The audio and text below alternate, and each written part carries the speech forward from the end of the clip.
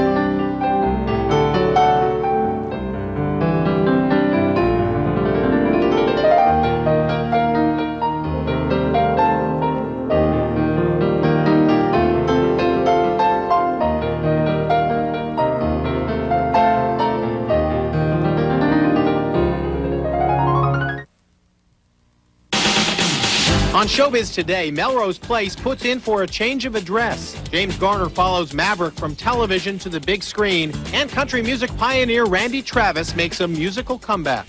Seems like the general consensus is that I've been gone for a while, even though I haven't.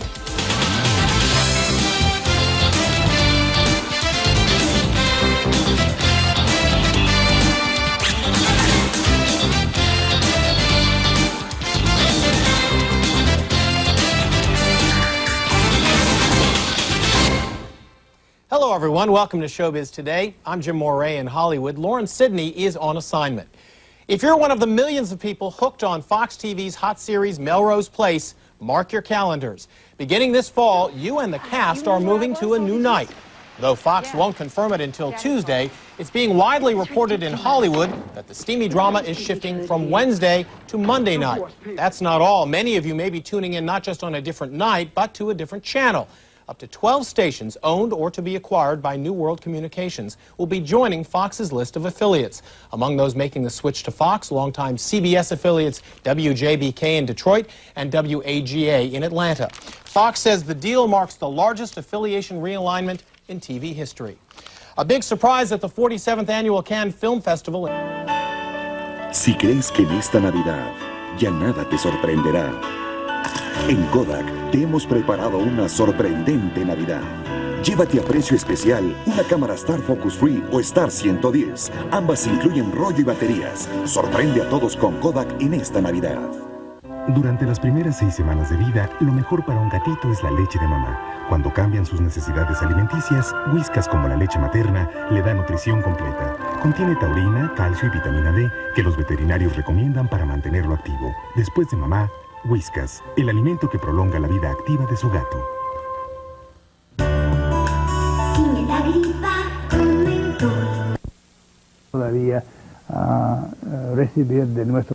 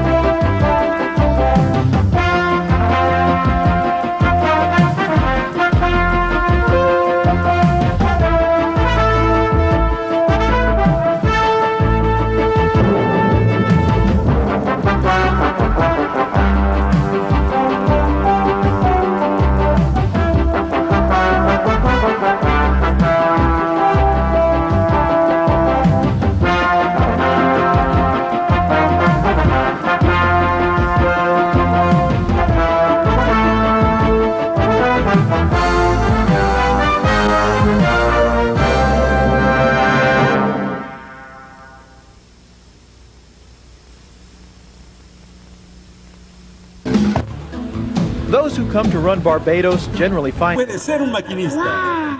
Súbete a la diversión con el... First on TNT.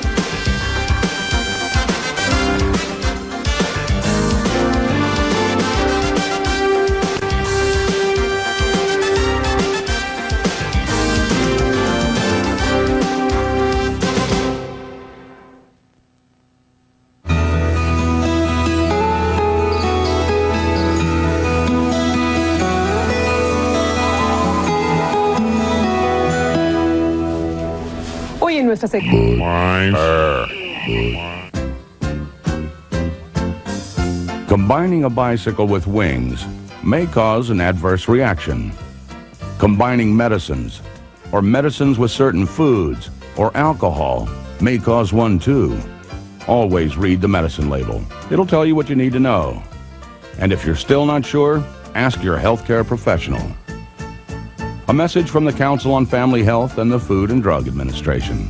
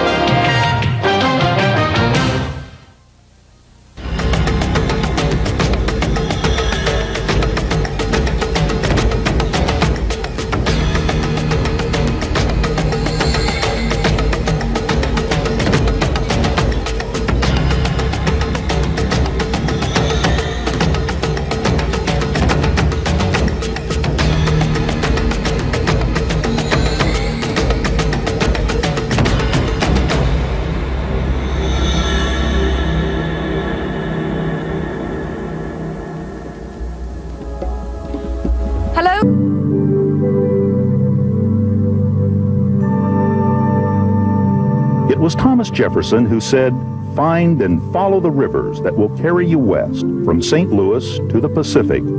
It was a challenge that stirred the imagination and sent Meriwether Lewis and William Clark on their epic two-year adventure across the continent.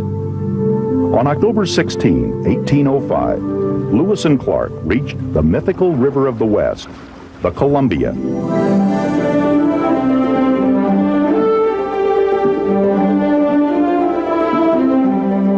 So wonderful. This is a very, very beautiful place. It's a lark, and that's our style.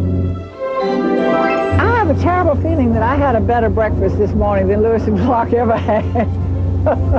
But it's nice. It's our first small boat that we've been on. There, you venture up the Columbia, onto the Snake River, to the Idaho border, and the towns named in honor of the famous explorers, Clarkston, Washington, and Lewiston, Idaho. The trip upriver and back down, all the way to the Pacific, is a journey of 1,000 miles. Well, ladies and gentlemen, once again, we've just entered John Day Locking Day.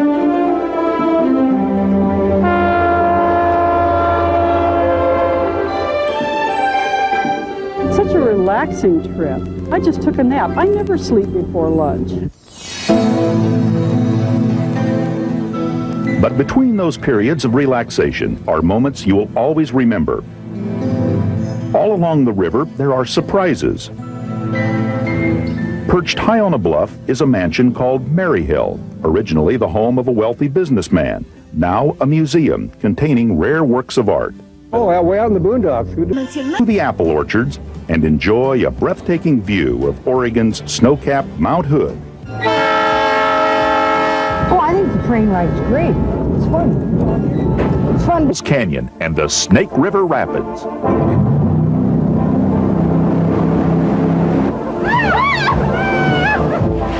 You're taken on a thrilling jet boat ride that zigs and zags through the 4,000-foot deep canyon. Very exhilarating. And of course, I really wanted to see Hell's Canyon, and it was better than I thought it would be. Wonderful. Just like a roller coaster. Wouldn't have missed it for anything. The trip is both safe and comfortable, and you will share this wild river with its spectacular wildlife.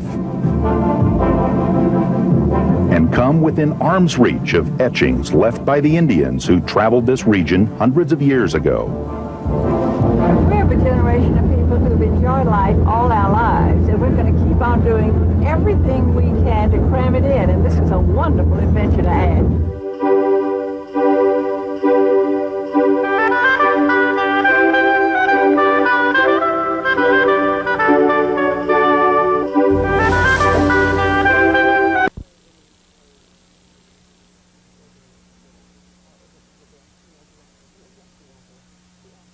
For advice. How do you feel about working on the ensemble group, like everyone's working together?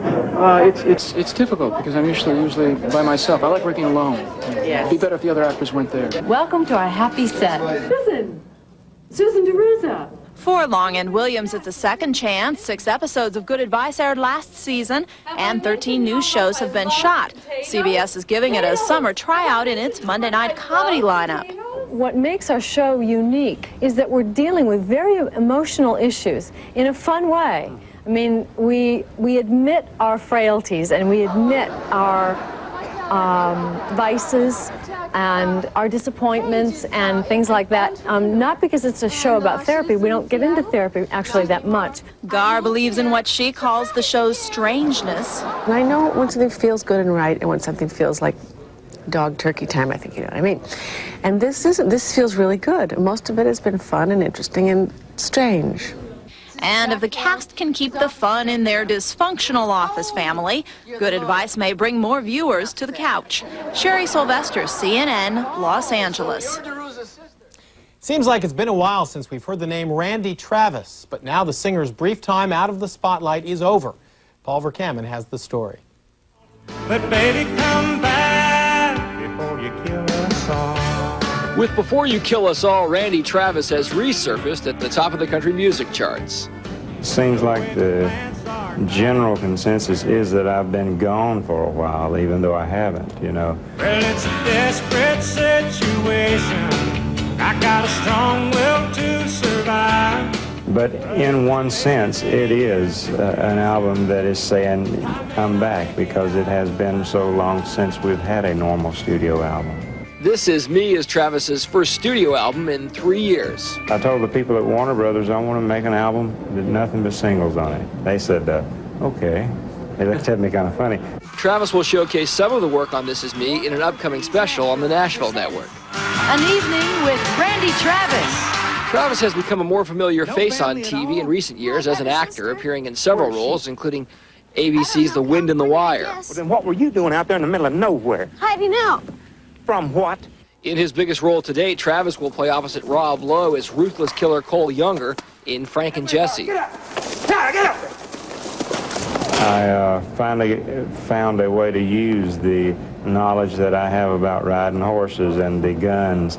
You know, I've been practicing quick draw since I was a teenager and riding since I was 3. And I'm going back to a better class of loser. Travis's forte is still country music, a genre he fears is being diluted. Labels are signing so many people now. They're thinking more about quantity than quality.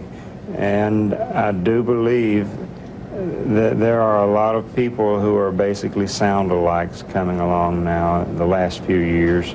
With new material now playing between some of those sound-alikes on the radio, Travis is trying to show he's not one of them with This Is Me. Hey, I love reminds me of an airplane. Paul Verkammen, CNN Entertainment News, Hollywood. When we come back, it's a royal flush for Maverick in its opening weekend. And we'll visit with two legends of the silver screen, Esther Williams and Ann Miller, when Showbiz Today continues.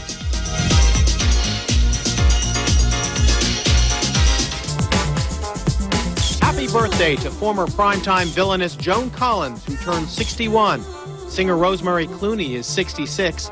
And legendary band leader Artie Shaw is 84.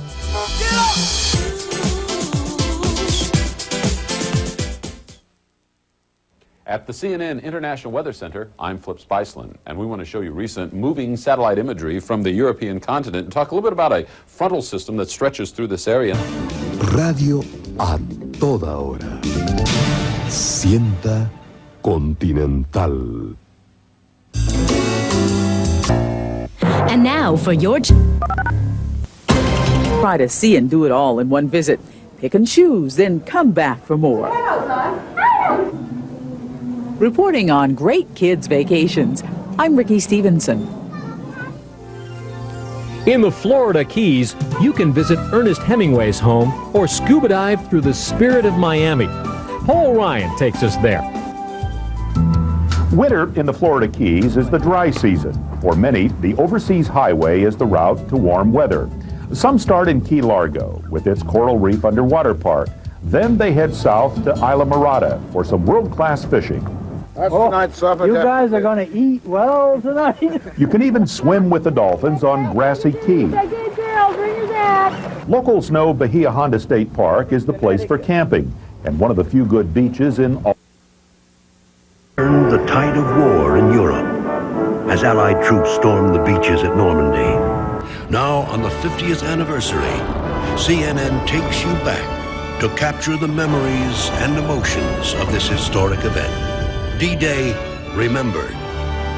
Live reports begin June 3rd on CNN International. When it comes to musicals, they don't make them like they used to. In the 40s, when the musical was in its heyday, two reigning stars were Ann Miller and Esther Williams. Miller danced and Williams swam. Those golden showbiz moments can currently be seen in That's Entertainment 3. Both Ann Miller and Esther Williams shared their memories with Gloria Hillard. When it came to tap dancing, no one could top MGM star Ann Miller. In fact, she tapped 500 taps a minute. That was sort of my shtick, as they say in show business. I was a machine gun tapper. And while Ann Miller tapped her way through those MGM musicals, Esther Williams swam.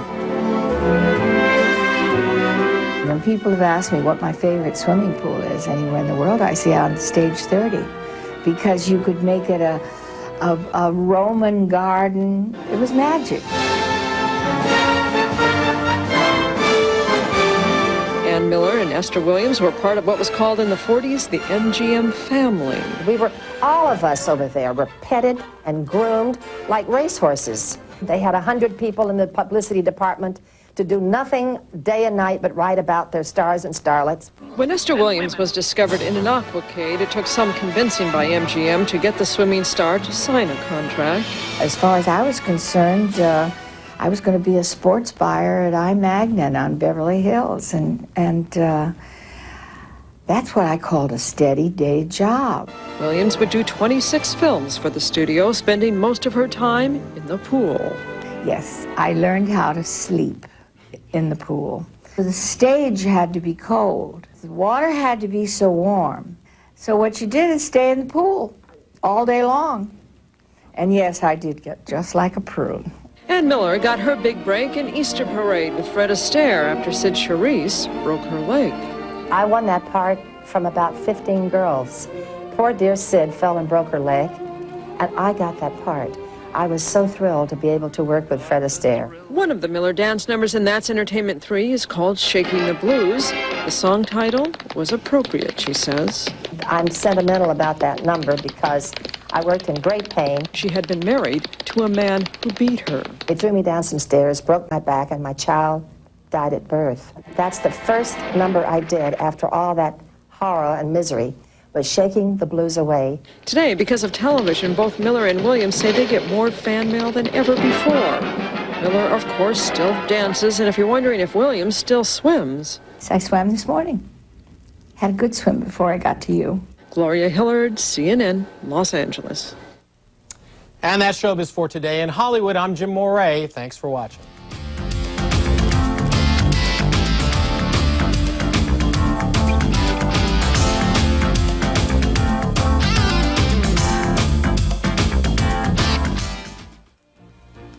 I'm Bernard Shaw in Washington.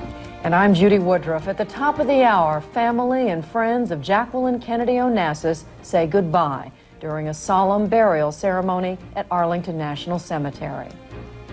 2 gunmen go on a shooting rampage at a restaurant in Indianapolis. And automatic teller machines. Is your money safe? Those stories and more next on The World Today.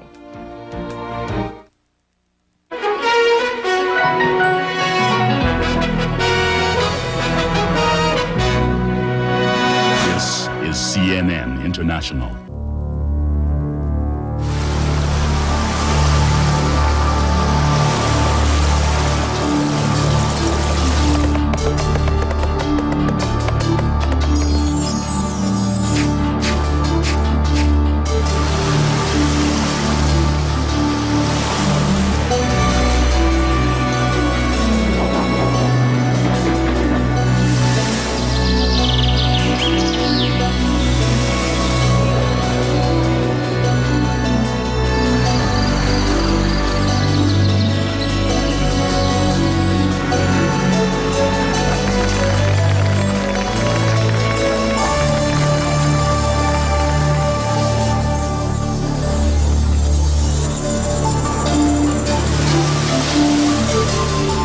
Sights and sounds of Malaysia, one of 210 countries and territories where you can watch CNN International.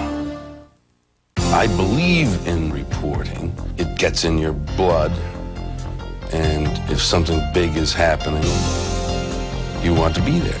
I've covered from above the Arctic Circle to below the equator in Africa. Spent my life seeing a lot of folly, bureaucracy, misery, brutality, but I've also seen gallantry.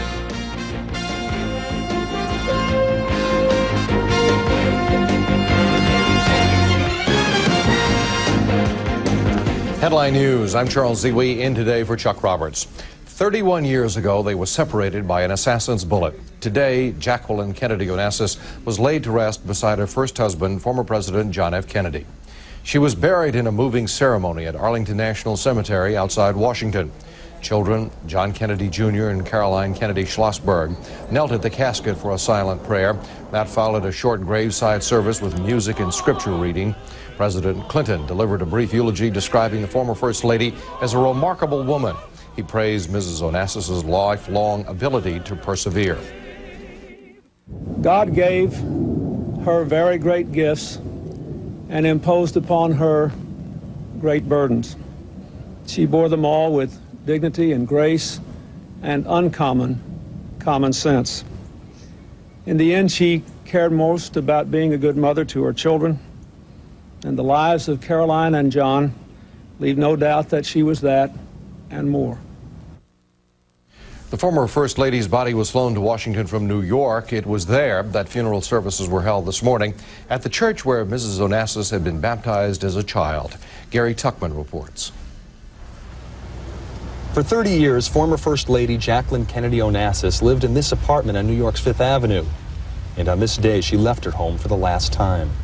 Her body was being taken to the St. Ignatius Loyola Church a few blocks away for her funeral service. The current First Lady, Hillary Rodham Clinton, came to honor the former First Lady. Shortly after her arrival, Mrs. Onassis' brother-in-law, Senator Edward Kennedy, arrived. And then Mrs. Onassis' sister, Lee Radziwill. The hearse arrived at the church, and the body of Jacqueline Kennedy Onassis was carried up the church steps by pallbearers.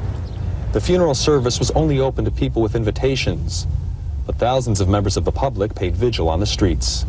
Many listening to the service on radio, because the audio from the service was permitted to be broadcast. Camelot was on the minds of many. The loss of Mrs. Onassis is a loss for the country and for everyone who knew her. Her son, John F. Kennedy Jr., delivered the first reading. In choosing the readings for these services, we struggled to find ones that captured my mother's essence, and three things came to mind over and over again and ultimately dictated our selections. They were her love of words, the bonds of home and family, and her spirit of adventure. With people continuing to listen outside, Senator Edward Kennedy delivered the eulogy. She never wanted public notice, in part, I think, because it brought back painful memories of unbearable sorrow endured in the glare of a million lights. In all the years since then, her genuineness and depth of character continued to shine through the privacy and reach people everywhere. Jackie was too young to be a widow in 1963 and too young to die now.